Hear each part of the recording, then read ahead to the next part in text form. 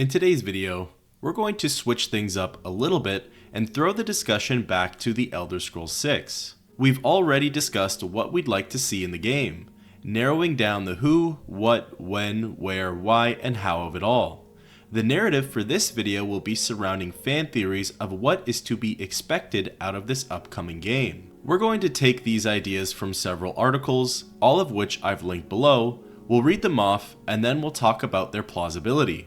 This video isn't meant to be a critique on the theories or the reasons behind them, it's just meant to be a fun and thought-provoking session while we wait patiently for the next installment. Jumping straight into it with the first theory.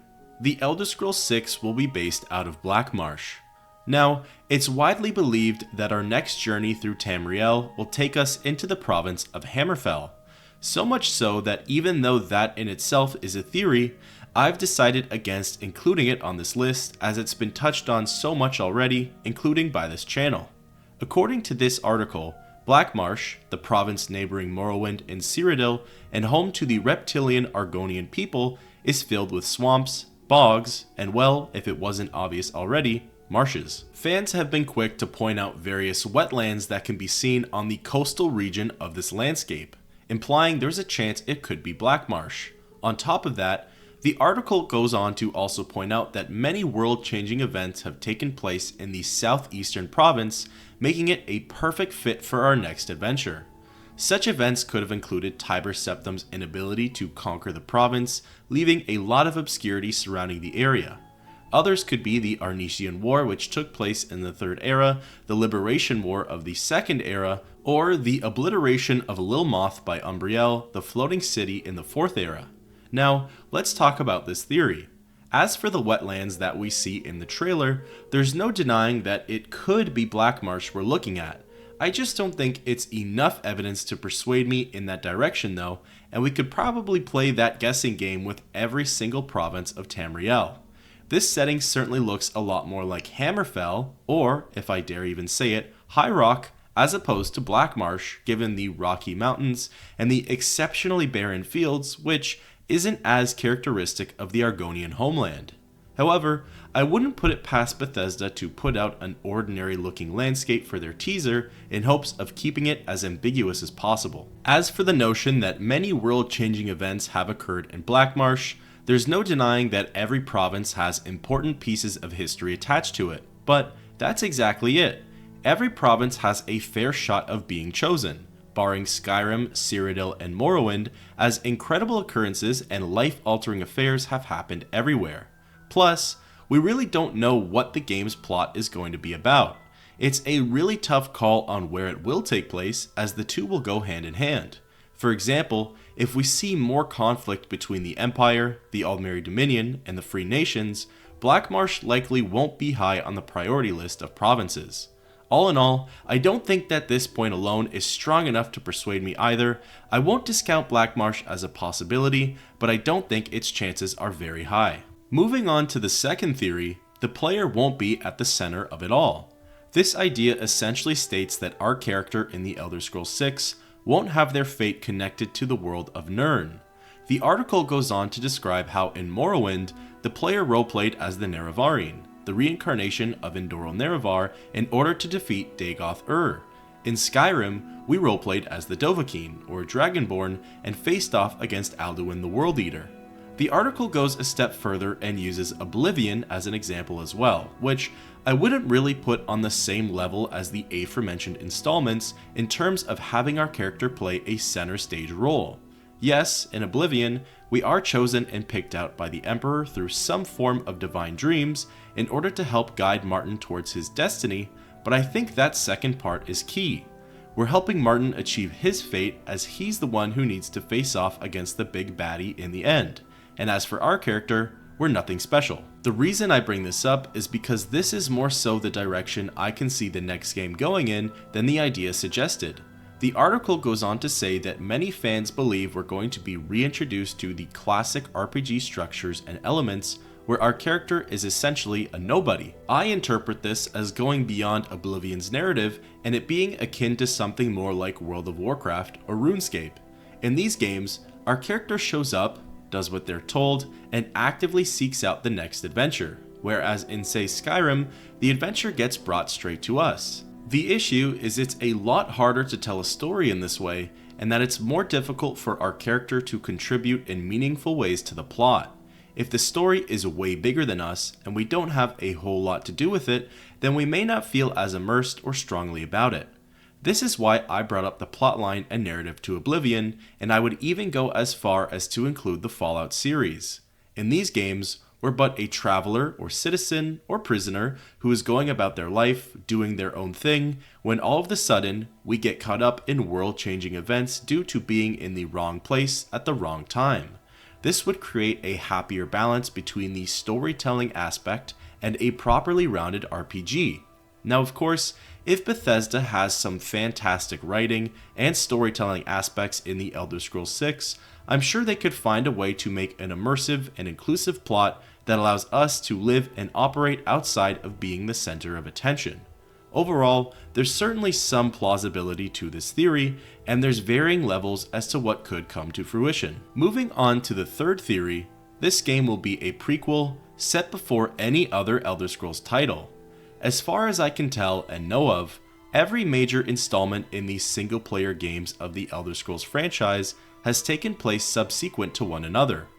Daggerfall takes place only a couple of years after the events of Arena. Morrowind jumps ahead to over 20 years past the events of Daggerfall. Oblivion is only 6 years after Morrowind, and Skyrim's story occurs over 200 years past the events of Oblivion's. This sort of sets up the expectation that the Elder Scrolls 6 could take place anywhere from 5 years to 250 years after the events of Skyrim. So why would this article present this theory? Well, it goes on to say that there have been countless historical events referenced throughout all of the titles. It explains that capitalizing on the series' captivating and intense lore would make for a great narrative decision. I definitely can't deny that there are great wars and catastrophes within the Tamrielic universe that I would love to witness firsthand. A big one for me personally is being a part of the Great War that occurred between the Empire and the Thalmor shortly before the events of Skyrim. Another one would be Ysgramor and the Nords of Atmora flocking over to Skyrim and battling it out with the Snow Elves. A third would be Tiber Septim's march on the Somerset Isles. The article also specifically mentions seeing the Dwarven race, better known as the Dwemer, at their height, which I know I would also love to witness. I think the issue with this though is that the story and world around this past event would have to be fairly condensed and lore-abiding. Depending on what event was picked, it could lead to some struggles with developing a world and environment similar to what we've already seen in previous installments.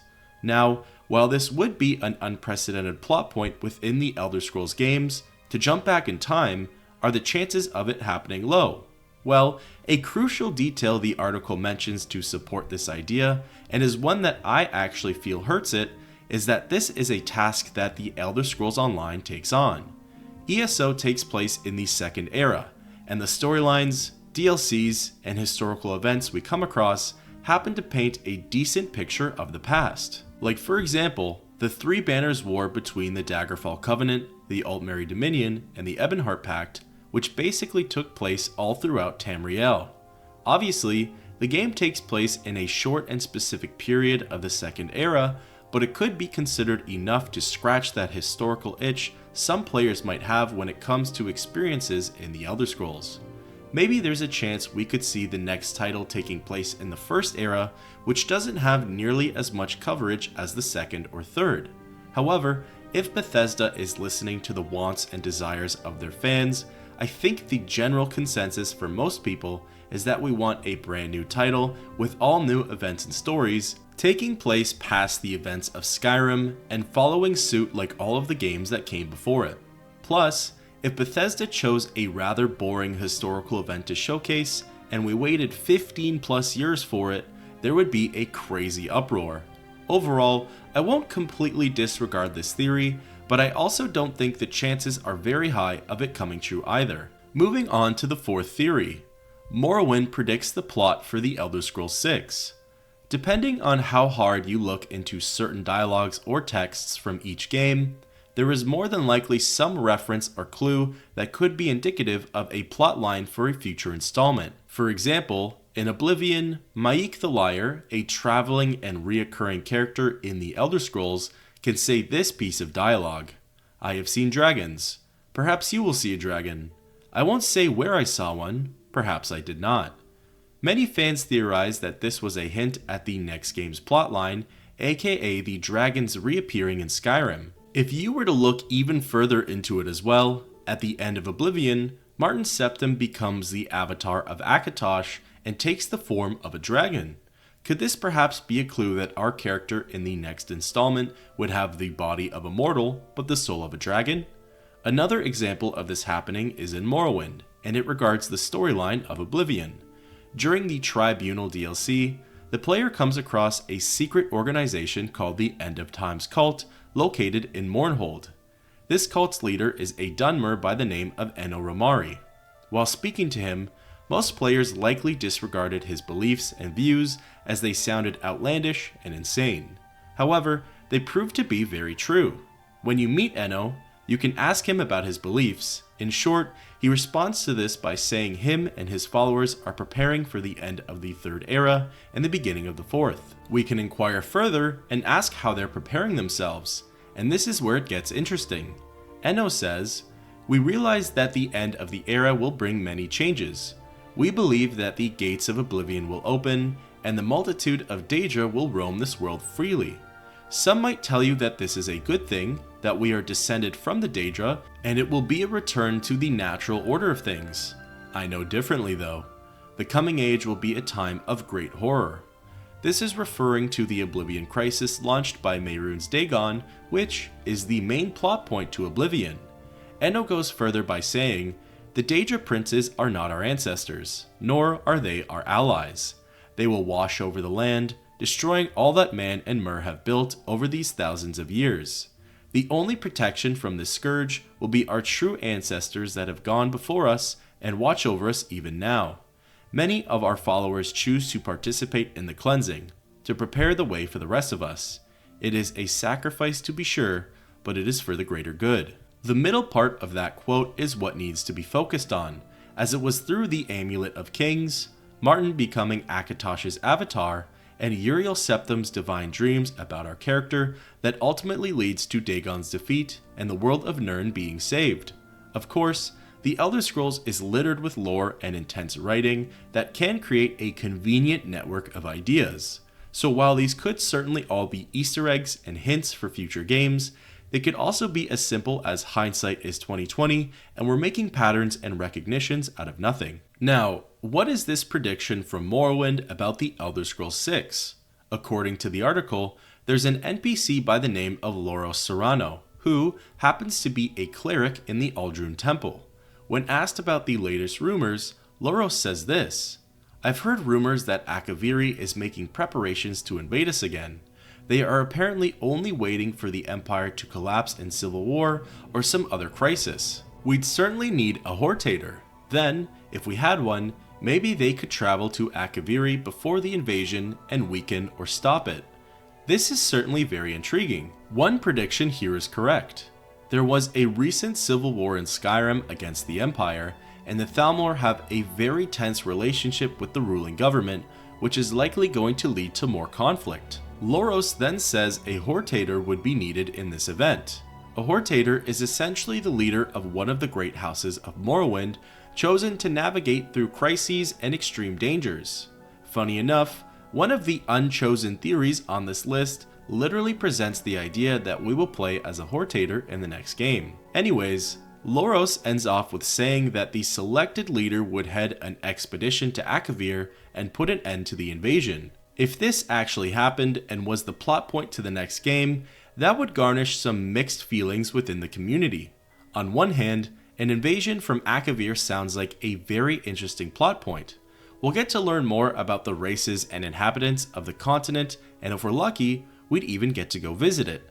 Perhaps a majority of our exploration would take place in the eastern continent, or we'd be able to split our time going back and forth between Tamriel and Akavir. Now, what would likely cause some discourse is if there is a Hortator involved, and whether we get to play as them or not, this brings us back to the province of Morrowind, which was already the center focus of the third installment in the franchise. Fans would not appreciate a new game in a previously used setting as much as a new game in a whole new setting. So, we would likely not want a Hortator to be involved at all with this new plot. According to lore, the Akaviri have launched invasions all over Tamriel, so the province in question doesn't have to be on the east coast. But the only other province on the east coast, directly underneath Morrowind, is Black Marsh, a previously mentioned potential setting for the 6th installment.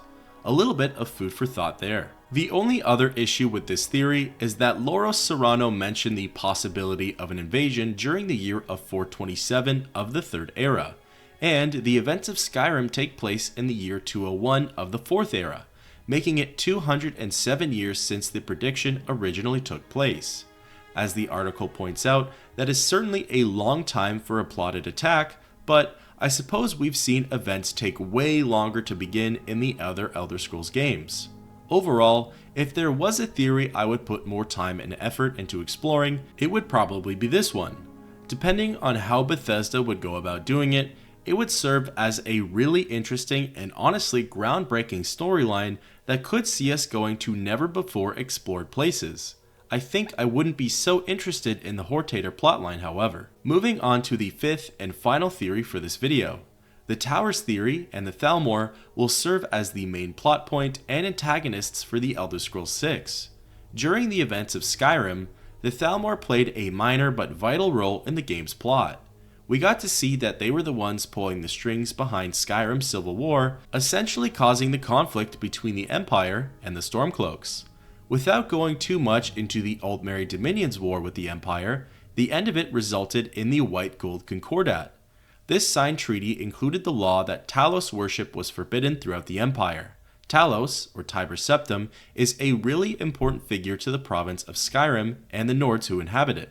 It was because of this ban, among other things, that the conflict between the Empire and the Stormcloaks ultimately began. Many believe that the Thalmor knew a civil war would break out from the outlawed worship of Talos, and that's why the Aldmeri Dominion included it in the truce.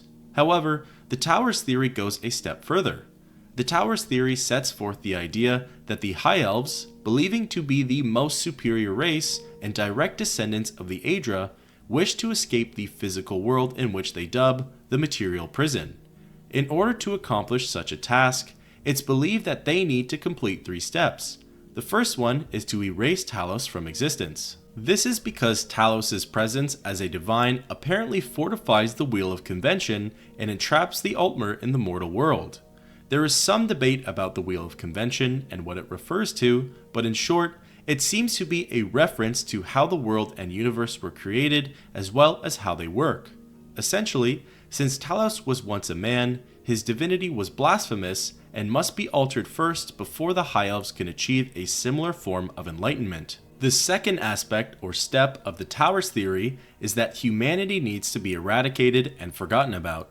It's no secret that men and Mer have been warring since the beginning of time, and that the Mer, particularly the Altmer, believe men to be a lesser race who will likely get in the way of their ascension. So, in a 2 birds with 1 stone sort of concept, and why it's named the Towers theory, the Altmer believe that by deactivating all of the natural and artificial towers scattered around Tamriel, the effects of such an act will tear apart reality itself. If accomplished, along with breaking the Wheel of Convention and disrupting Talos worship, the human race will cease to exist, and the elven essence will be free of the mortal world, and they will walk amongst their Aedra ancestors. Now, what are the towers in question that are allegedly holding the world together? These towers are such like the White Gold Tower in Cyrodiil, the Crystal Tower in the Somerset Isles, the Throat of the World in Skyrim, and the Red Mountain in Morrowind. Other examples include Skyrim's Snow Tower, which is lost to time, Valenwood's Green Sap Tower, and High Rock's Adamantine Tower. Apparently, these towers are powered by some form of stone that channels energy from the realms of oblivion. The Thalmor don't need to decimate each tower to deactivate them, as it can be as simple as either removing or destroying each stone. Even more worrisome for Nirn, many of these towers are apparently already deactivated, meaning the Altmeri Dominion are not far off from achieving their goal of world destruction. This is why many fans believe the Elder Scrolls 6 will be centered around the Thalmor, the Adamantine Tower, which is still active as of the events of Skyrim, and will take place in either High Rock or Hammerfell. This would lead the main conflict to surround stopping the Thalmor from completing their ascension, and preventing the destruction of one of the last operating towers of Tamriel. Could this theory be possible? Well, it certainly could, but the issue is that this is a theory within a theory. Yes, there's concrete evidence for a lot of the Thalmor's actions and motives, but the whole idea behind deactivating the towers to achieve enlightenment was brought on by a former writer of the series, Michael Kirkbride. Kirkbride did some amazing work for the earlier installments of the franchise, however, he no longer works there, and his thoughts and assumptions on the tower's theory unfortunately cannot be taken at face value. The hurdle is that this theory needs to be true, and then Bethesda has to choose to center the next game around it. It's not impossible, and there's likely just as many reasons for this theory coming to fruition as every other one we've discussed on this list, so we shouldn't discount anything just yet. It just doesn't seem like it's in Bethesda's nature to make such a prevalent plot point in the most recently released game the whole story and narrative for its next game. If anything, they utilized more subtle hints and discreet messages that could be looked at as foreshadowing events to come. Overall, I really love the idea of the towers theory, and it would make for an excellent plot point, but I think it's less than likely that the next Elder Scrolls game will use it as its story. So, that wraps up our discussion of 5 Elder Scrolls 6 theories that are fun and thought-provoking. Some certainly have more merit than others when it comes to actually being utilized, however, I truly don't think anything should be discounted or disregarded. What are your thoughts on these theories, and which ones do you think have a higher chance of being included in the next game? I'd love to know, and until next time, keep on adventuring.